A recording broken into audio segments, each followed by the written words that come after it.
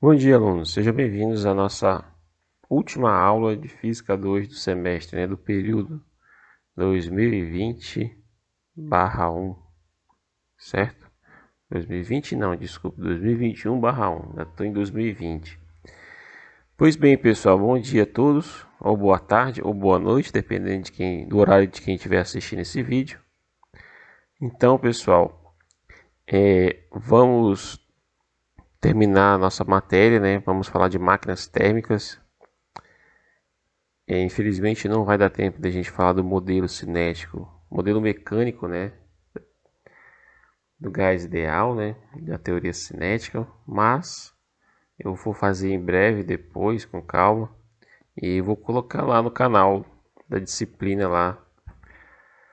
E se vocês tiverem interesse, depois é só assistir lá, ok? Pois bem, pessoal. Bem, o conceito de máquina térmica é o que? É gerar trabalho, Como vocês estão observando aqui, se retira ou se fornece um calor de uma fonte quente que se encontra uma temperatura T1 para uma certa máquina, um motor térmico, que pode ser uma máquina. No início da Revolução Industrial era muito interessante o seguinte, Você tinha o desenvolvimento, digamos assim, de várias máquinas a vapor, Vários tipos de máquina a vapor e, consequentemente, tiveram ciclos termodinâmicos associados a essas máquinas, específicas. Tem o ciclo de Otto, só que aí do Otto não é a máquina a vapor, que era o ciclo do diesel, Tinha o ciclo de Rankine também. E tem outros ciclos bem interessantes que depois eu posso colocar aqui, em aulas extras, ou aulas, digamos assim, extraoficiais, Mas aí a gente vai ver isso aí posteriormente, se assim for de interesse. Depois vocês colocam aqui, comentam aqui na descrição do vídeo se vocês querem ou não sobre os outros ciclos, termodinâmicos de máquinas térmicas. Aqui eu vou passar a essência, porque o foco do nosso curso, se fosse um curso de engenharia mecânica, a gente entraria em bastantes detalhes, Mas aqui, como não é muito o foco do curso, então a gente vai só falar, digamos assim, da essência, da essência da máquina térmica. Então a essência de uma máquina térmica, como eu havia começado a falar para vocês, é o que? Ele converte calor em trabalho, certo?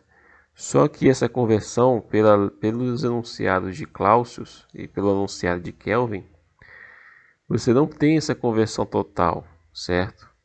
Você não tem essa conversão total de calor em trabalho. Sempre você vai ter o que? Uma perda. Porque é exatamente o que decorre da segunda lei, que diz que você não tem uma transformação total sem que nada aconteça nessa transformação, certo? Você não tem como converter 100% de energia de uma fonte quente para uma fonte fria, ou para um trabalho, Sempre você vai ter o que? Um rejeito. E esse rejeito, ele é de calor, ele é sempre destinado ao que? A uma fonte fria. E essa fonte fria ela possui uma temperatura T2 que é menor que a temperatura T1, obviamente. Então, temos isso, temos essa forma de enxergar, essa forma de enxergar o princípio básico, a essência do o que é uma máquina térmica, Então, o enunciado de Clausius ele diz, olha, eu vou transformar calor em trabalho, só que esse calor não é total, tanto que vai ter um rejeito.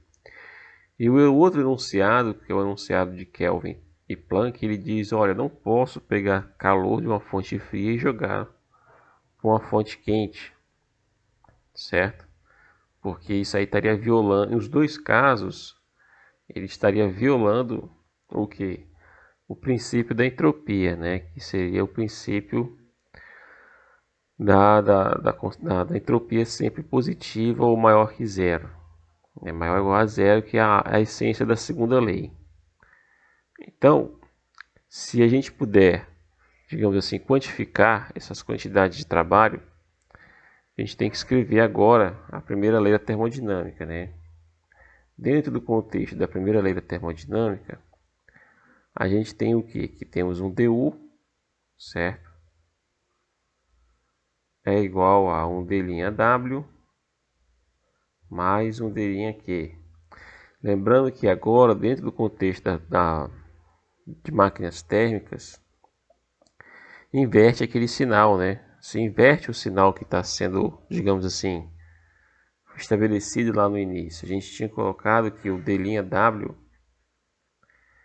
ele é negativo quando se trata o que? De uma expansão, dilatação volumétrica ou expansão, né? Agora, como eu vou colocar em laranja, no contexto da máquina térmica, isso aqui muda. Agora isso aqui é positivo, certo?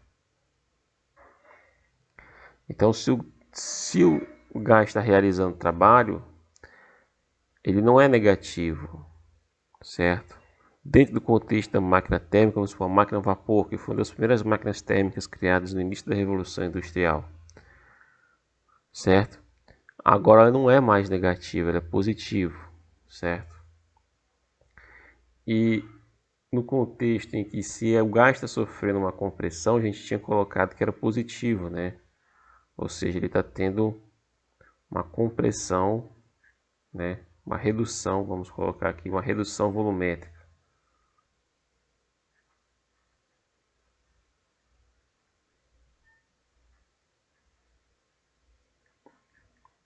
Ou seja, você está tendo uma compressão do gás. E aqui a gente colocava como positivo. Só que agora, no contexto de máquinas térmicas, já não é bem assim. Temos o que? Que um D' é o que? É negativo, certo? São os mesmos processos, só que vi um do ponto de vista da máquina térmica, né, do contexto de máquinas térmicas, e o outro do ponto de vista onde não é mais de máquinas térmicas, certo? Que era daquele ponto de vista clássico que a gente tinha abordado no início da primeira lei.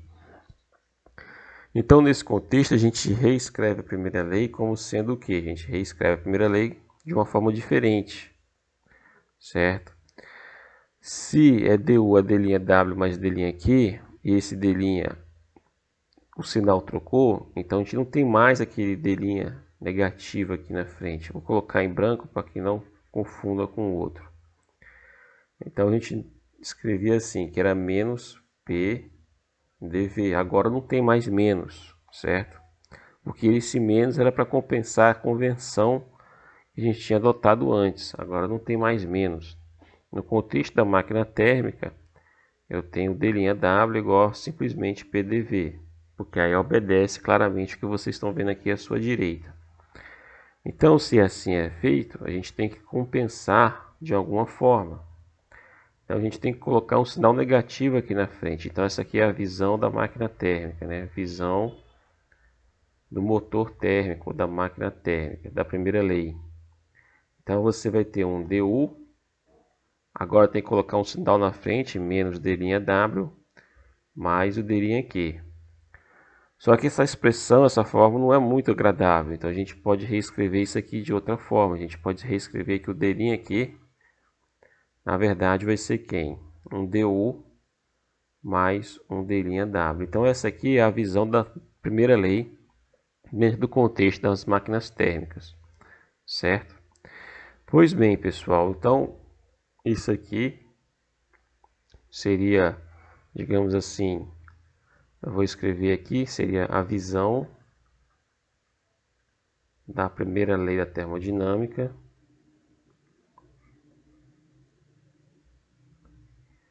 do ponto de vista, né?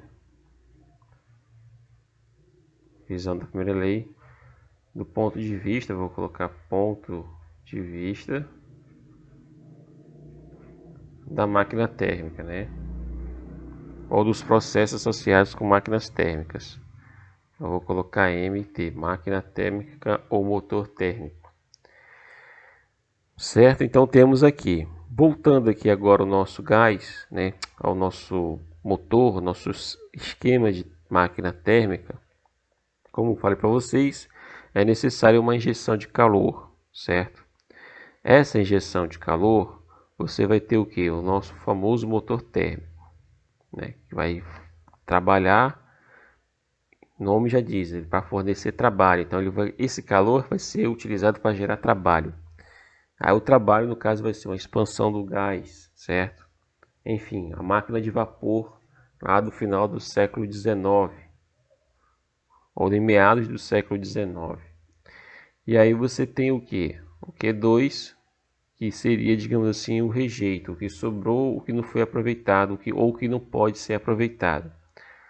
Essa conversão total de Q1 em trabalho, isso viola a segunda lei, porque você não tem, digamos assim, uma conversão total, certo? Isso é uma coisa que a gente vai ver agora, que é o rendimento. Por que isso não acontece? Se a gente for escrever o rendimento total, então vamos aqui a primeira conceito de máquina térmica, que é o rendimento. Eu tenho um rendimento eta, certo?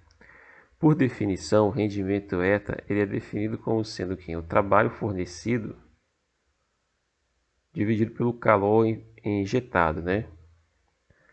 Então é o trabalho fornecido, a gente vai colocar o W é o trabalho fornecido, divididos por quê? Ou o trabalho realizado, na verdade aqui é o trabalho realizado pelo gás, divididos pelo calor fornecido, que é o Q1, né? Só que tem um porém. Como que a gente quantifica o trabalho aqui? A princípio a gente não vai mexer com a primeira lei. Nesse caso, o trabalho aqui, ele vai ser dado como? Ele pode ser quantificado pela quantidade, pelas diferenças de calor, né? Se a gente voltar aqui na nossa figura, percebe que o calor ele fluiu, ele foi excluído, o calor Q2. Então, digamos assim, o trabalho líquido ou calor líquido, o calor líquido utilizado para gerar trabalho, né? Ele é o que? Ele é dado pela diferença de Q2 com Q1, certo? Então ele é dado pela diferença de Q2 com Q1. Ou na verdade é Q1 menos Q2. Você tem Q1 menos Q2. Por quê? Por que não é Q2 menos Q1? Porque o Q1 está associado com a fonte quente. Então o calor, obviamente, é maior do que o Q2. Porque o Q2 é o rejeito. Então isso aqui é divididos por quem? Divididos por Q1, certo? Então, de uma certa forma, a gente... Opa, escrevi errado aqui, escrevi besteira. Aqui não é trabalho, aqui é o rendimento. Eu estou substituindo aqui em cima. Então o rendimento é dado dessa forma, certo? Você tem Q1 menos Q2 divididos por Q1. Então, podemos reescrever o eta como sendo quem? 1 menos Q2 sobre Q1. E aí, essa aqui é uma primeira definição de rendimento. Então, isso aqui é a primeira definição de rendimento. Então, daqui a gente tem uma possibilidade, a gente pode concluir o seguinte, né? Um ponto aqui que a gente pode, digamos assim, escrever é o seguinte: qual é o caso em que eu tenho um rendimento igual a 100%? Quando essas duas fontes tenderem a zero, né? Que aí eu teria um rendimento igual a 1, que aí seria o 100%. Então, só ocorrerá, eu vou colocar aqui, eu vou escrever isso puramente didático, né? Porque na verdade você não tem um rendimento, na prática você não tem um rendimento de 100%. Né? Só haverá rendimento, só haverá eta igual a 1 se Q1 tender a zero, né? Ou se Q2 tender a zero, o Q1 tendeu ao infinito. Na verdade é Q1 tendeu ao infinito, não é Q1 tendeu ao infinito, porque você não tem uma fonte de quente, temperatura infinita. Mas vamos escrever isso. Você tem um Q2, um Q1, né? Eu tinha colocado Q1, se Q1 tendeu ao infinito, que é um absurdo, né? Ou seja, você tem que ter uma fonte de calor infinita, com temperatura infinita, extremamente elevada, que é um absurdo.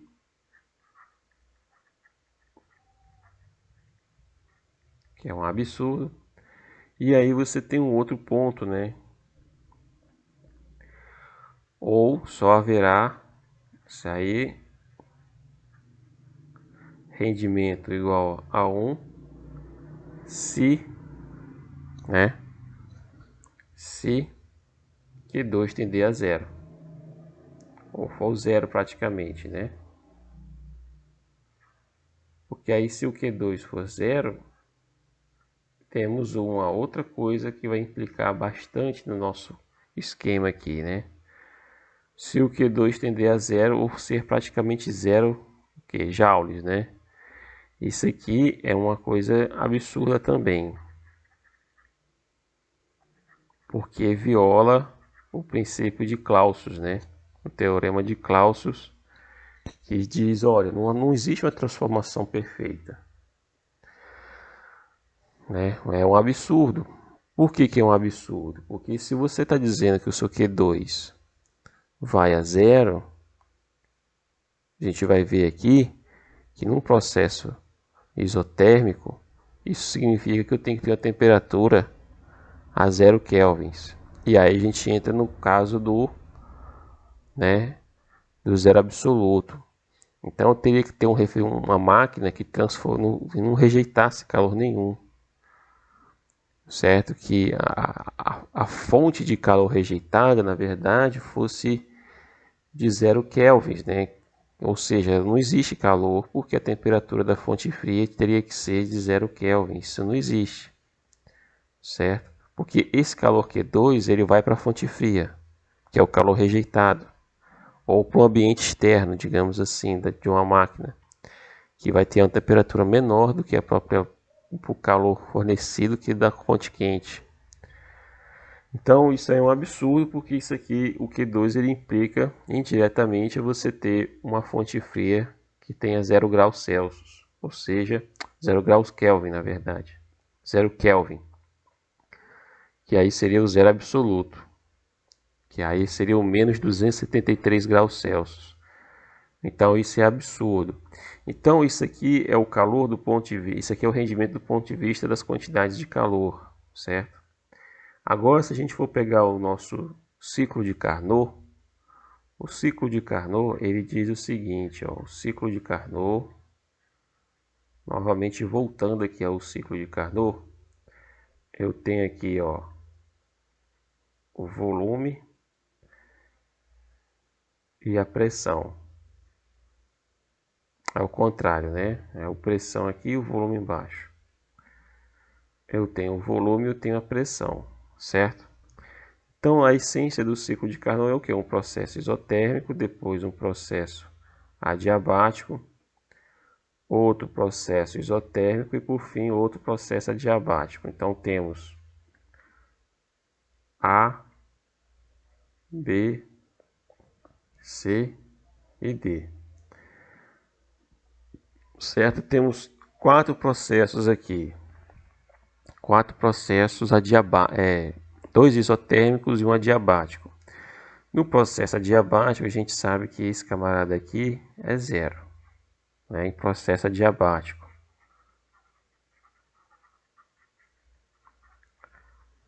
Certo? No processo, aí os outros dois, quem seriam esses processos adiabáticos aqui? A gente já pode marcar aqui, ó, seria o B até C, que é um processo adiabático, uma expansão adiabática e depois uma compressão adiabática, que seria de D, né? Tá faltando um D aqui. Seria de D até A. Então, de D até A também são processos adiabáticos, onde o BC é uma expansão e o DA é uma compressão. Então, dentro desse contexto, mas já com a visão da primeira lei do ponto de vista da termodinâmica, né? Então, esse camarada aqui vai ser o que? O delinho aqui, no processo adiabático, é zero. Então, a gente não tem calor aqui. Então, você não vai ter trabalho sendo real. O trabalho aqui é para estar associado com a própria energia interna do sistema, né, do gás. Então, não é a gente não tem, digamos assim, nenhuma aplicação dentro do contexto adiabático. No caso aqui, a gente só vai ver o seguinte, né? Trabalho do ponto de vista do calor nos processos isotérmicos, né? Então, o D, vou colocar aqui, o D' aqui, maior que zero ou menor que zero, né? Ou diferente de zero, que a gente vai colocar assim, quando a gente está falando do processo isotérmico. Que aí seriam os processos AB e CD,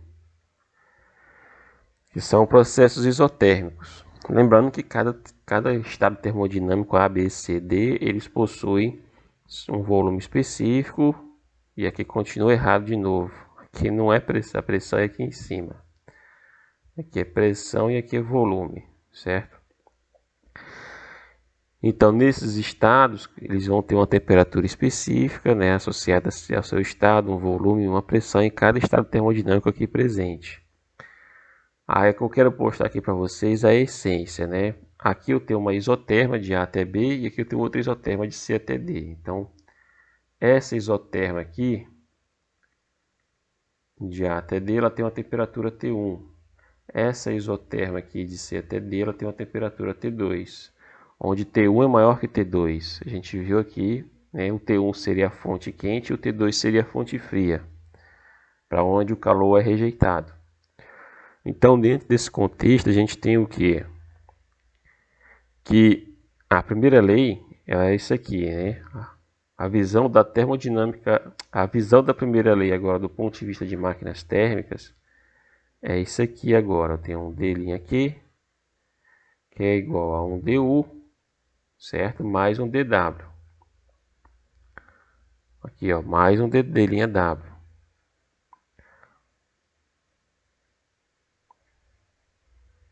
Esse D''W está associado com o quê? Com o processo isotérmico, né?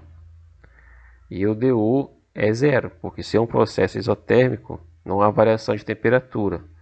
Se não há variação de temperatura, o que acontece? Esse camarada aqui é zero,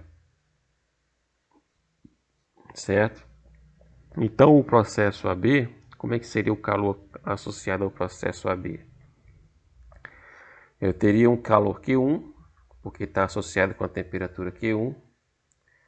A gente já calculou isso. Agora não tem mais menos aqui na frente, certo? Não tem mais menos. Então a integral não é negativa, não é menos PDV, é PDV.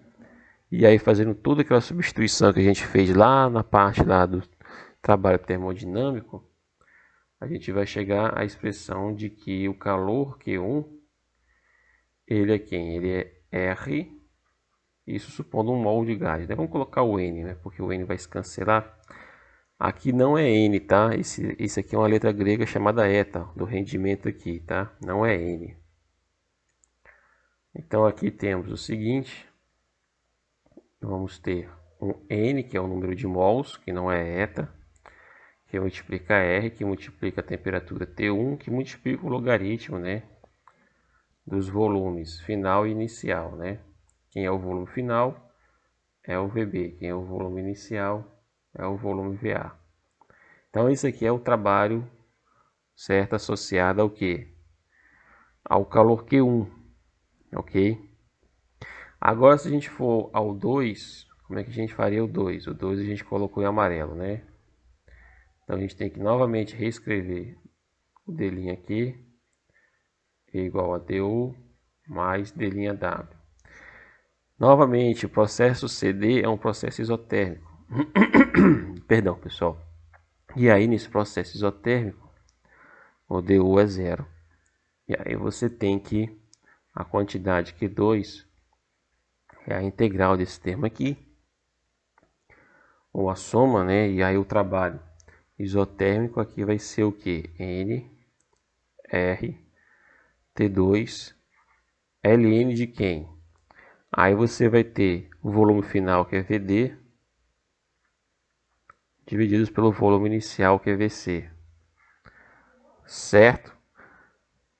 Então aí o que acontece? Nesse contexto, o que vai acontecer? Esses logaritmos, essas proporções logarítmicas, VB, VD, VA, num ciclo de Carnot, é aproximadamente igual a essa proporção aqui, ó, de VD sobre VC.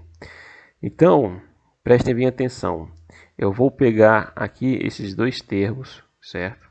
Q1 e Q2, e vou substituir aqui agora na nossa fórmula de rendimento, que é essa aqui, ó, certo? Da nossa fórmula de rendimento.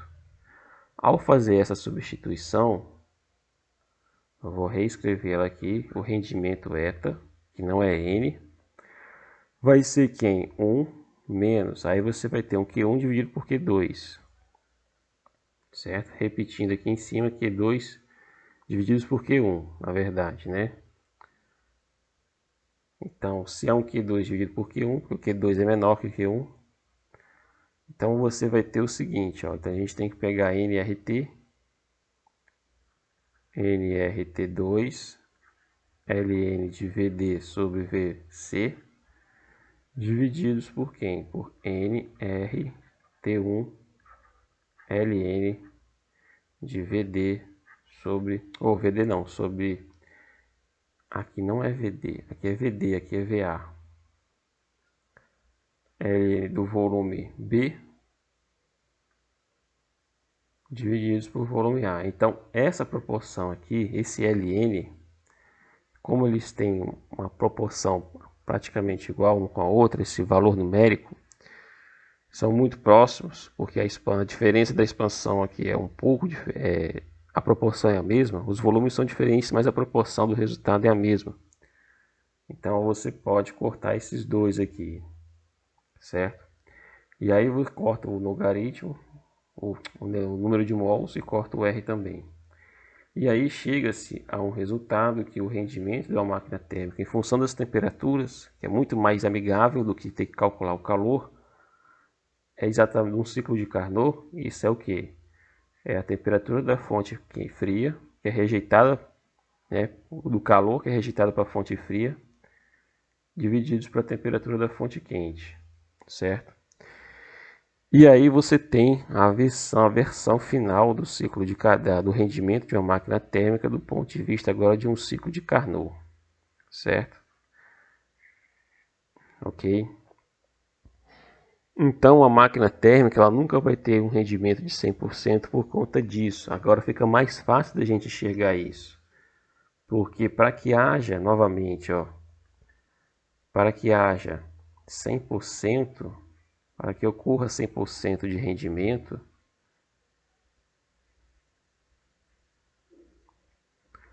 ou o T1 tem que ser muito grande, novamente, tem que ser infinitamente grande,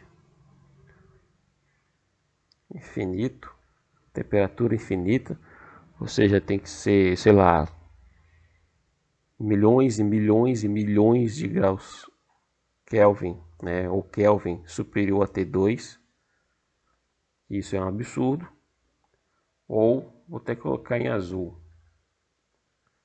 para que haja 100% de rendimento, a temperatura T2 ela tem que ser praticamente 0 Kelvin, que aí é o absurdo que a gente entra no que? No zero absoluto, né?